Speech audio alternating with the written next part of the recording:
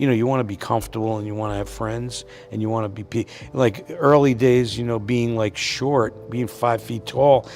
Imagine spending your entire life being told you don't belong, told you're too short, too strange, too different. Imagine your own mother looking at you and wishing you were never born. Imagine growing up in a house where the nights were filled with fear, where you learned to read footsteps the way other kids learned to read books. Most people would collapse under that weight. Danny DeVito didn't just survive it. He carried it with him into every room, every audition, every role he ever played. But now, at 80 years old, the full picture of his life is coming into focus, and it is far more painful and far more remarkable than most people ever realized.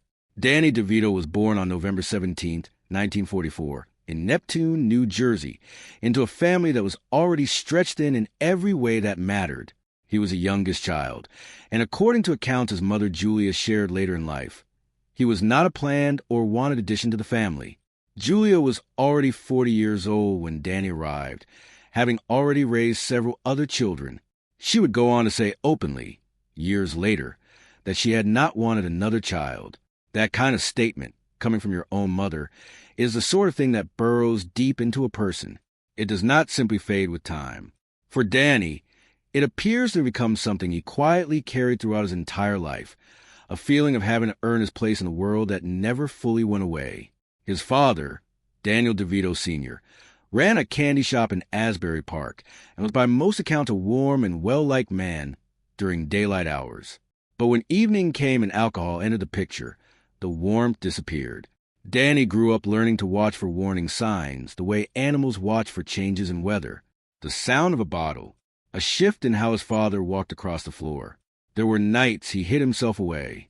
There were nights he ran to neighbors. By the time Danny was 15 years old, police had been called to their home multiple times due to incidents connected to his father's drinking. That is not a childhood. That is survival training. What is extraordinary is what Danny did with those experiences. Rather than letting them become an excuse or an anchor, he transformed them into empathy. Years later, as an adult who had achieved significant success, he made a quiet and deeply personal decision to help children living through circumstances similar to his own.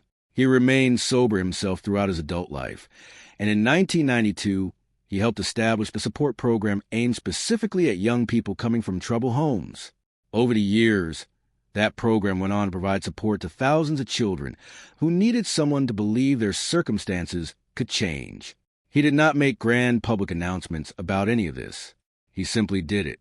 By the time Danny was 14, he had already decided that his neighborhood was not going to be his future. The environment around him was deteriorating. Drug use was widespread. Several of his childhood friends would not make it to adulthood.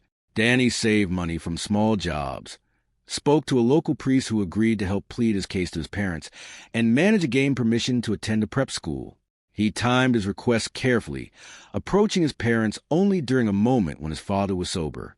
His mother, carrying her own complicated feelings about her youngest child, agreed. Looking back, that single decision redirected the entire course of his life. Of the group of friends he grew up with, very few managed to escape the cycle of poverty and addiction that consumed that neighborhood. But escaping one set of difficulties did not mean Danny's path became easy. There was something else happening beneath the surface, something physical, something that he would spend decades hiding from nearly everyone. Danny DeVito has a rare genetic condition called Fairbanks disease, a disorder that affects bone and joint development. It is the reason he stands at 4 feet 10 inches tall, but the height is almost beside the point. The real issue is the pain. Fairbanks disease causes chronic joint deterioration, stiffness, and discomfort that does not simply come and go. It is constant. It is cumulative. And for much of his adult life, Danny DeVito managed it entirely out of public view while performing physically demanding work on television and film sets. During his 20s and 30s, those who were close to him understood that his pain levels on an average day were significant, yet he continued to work. He did his own stunts when directors asked. He pushed through scenes that required physical exertion most healthy actors would find challenging. When he collapsed on set during filming of a major project, he found ways to keep those moments quiet. framing them as part of the process rather than signs of a body under serious strain. He never allowed himself to become dependent on pain medication, even during periods when his suffering was severe and doctors offered pharmaceutical relief. Instead, he developed his own routines: early morning physical therapy, water treatments, exercises that helped him function, and quietly, over the years, he directed significant personal funds toward research and treatment programs for others living with bone conditions similar to his own. He kept his name off those contributions. He was not interested in credit. He was interested in outcomes. The road to any kind of professional success was long and genuinely brutal. After training at the American Academy of Dramatic Arts, which he had originally applied to in order to study makeup rather than performance, Danny spent years in New York trying to build something from nothing. He lived with his friend Michael Douglas in a small apartment that offered very little in the way of comfort or stability. They ate whatever they could afford. They scraped together money for headshots and walked across the city, delivering them by hand. Douglas eventually began booking roles. DeVito kept getting rejected. Between the late 1960s and the early 1970s, Danny auditioned relentlessly hundreds of times and came away with almost nothing to show for it financially. He worked whatever jobs he could find to keep himself afloat. He parked cars. He cleaned animal enclosures. He stood motionless in a clothing store dressed as a mannequin. For a period of time, his car was his home. He washed up at public facilities and found meals wherever he could. He kept rehearsing lines during all of it, refusing to let the circumstances convince him to stop.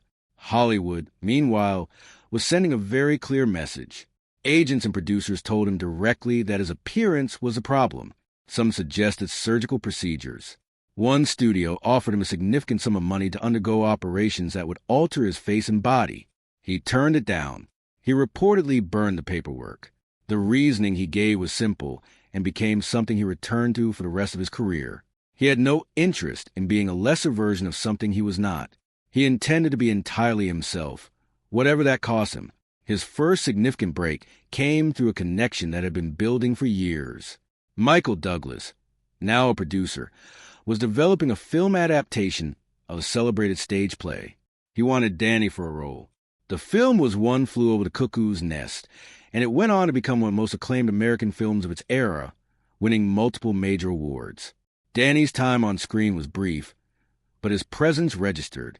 He had arrived, quietly and without ceremony, but he had arrived. What followed was a decision that most people in his position would never have made. He walked away from film opportunities to audition for a television sitcom. Everyone around him advised against it. His own representation told him the move would damage everything he had worked toward. Danny read the script for a show called Taxi, and he knew he had to play the character of Louis De Palma. He went into the audition and performed with an intensity that left no room for doubt. The network had reservations about his physical appearance. The show's creator made clear that if Danny was not cast, he would not continue with the project.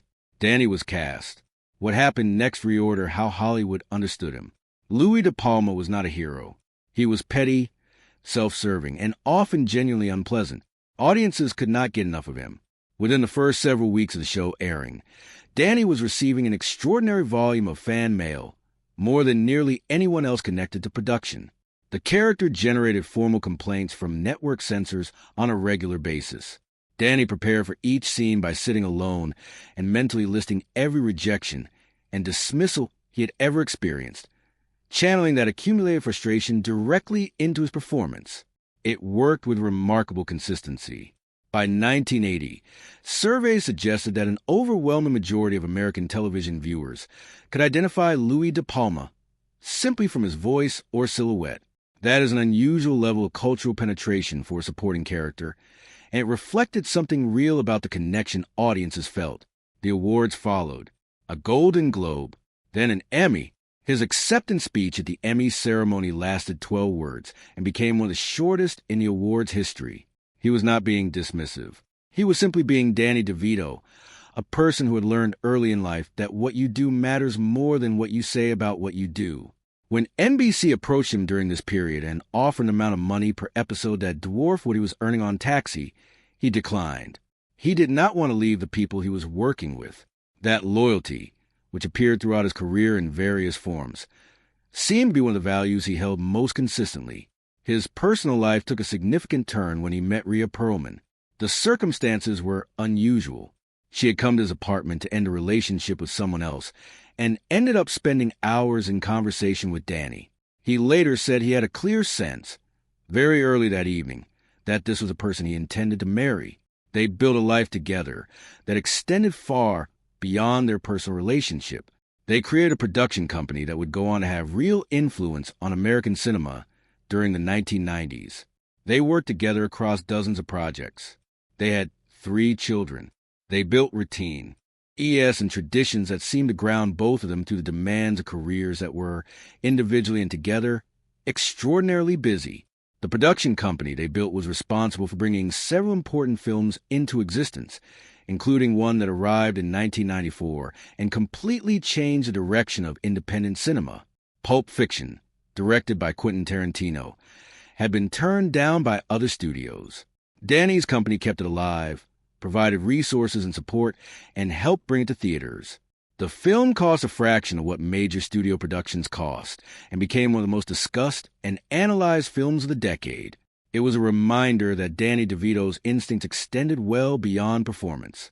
He understood storytelling at a level that translated across roles, whether he was in front of the camera, behind it, or sitting in a producer's chair making decisions about which stories deserved to be told. He directed projects that ranged from sharp comedies to a serious biographical film about a major labor leader. He transformed himself physically and emotionally for a villain role in a Batman film that became one of the more memorable performances in that franchise's history. He directed a beloved children's film and quietly became a source of genuine emotional support for a young actor whose mother was dying during production, ensuring that the woman was able to see the finished film before she passed. These moments were not publicized. They were not part of a carefully managed image. They were simply how Danny DeVito moved through the world. In 2006, he joined a cable television comedy that was struggling to hold its audience and was not being taken seriously by the broader industry. He accepted the role at a fraction of what he could have demanded. His presence changed the show's trajectory dramatically. He played a character who was chaotic, morally flexible, and entirely without vanity, and he committed to that character with a completeness that younger cast members have described as both inspiring and slightly alarming. He injured himself doing physical comedy. He showed up for early morning calls after long nights. He never appeared to consider whether any particular scene was beneath him. There's a certain kind of performer who understands that the work itself is the point, and Danny DeVito has always been that kind of performer. Now at 80, he continues to work. He is producing a documentary sports series alongside his children. He remains connected to It's Always Sunny in Philadelphia after nearly 2 decades. He still speaks publicly about Fairbanks disease, not to generate sympathy for himself, but because he believes that people living with bone disorders deserve more attention, more research funding, and more honest representation in public life and on screen. He donated substantially to the hospital in New Jersey where he was born, not as a publicity gesture, but as a genuine act of return and gratitude toward a community that shaped him. His relationship with Rhea Perlman, after a marriage of 30 years and 2 subsequent separations, settled into something that does not fit neatly into the usual categories. They did not divorce. They worked out their financial affairs privately, without courts or public proceedings. He bought a home near hers. They maintained regular contact, shared meals at a familiar restaurant, kept up with each other's lives in ways that suggest the bond they formed in that apartment decades ago never entirely dissolved. It simply changed shape. What makes Danny DeVito's life genuinely sad, in the way that the truest sadness works, is not that he failed. It is that he succeeded despite carrying so much for so long, largely in silence. The pain in his body that he managed every single day for decades while pretending it was not there. The childhood in a house where love was unreliable and fear was not. The years of rejection so sustained and so pointed that most people would have walked away and found something else to do with their lives. He did not walk away. He kept going, and he kept giving, and he kept showing up. At 80, the picture of who he is and what his life has actually cost him is finally becoming clearer. And it turns out that the man who spent his career playing characters the world underestimated was all along one of the most quietly extraordinary people in it.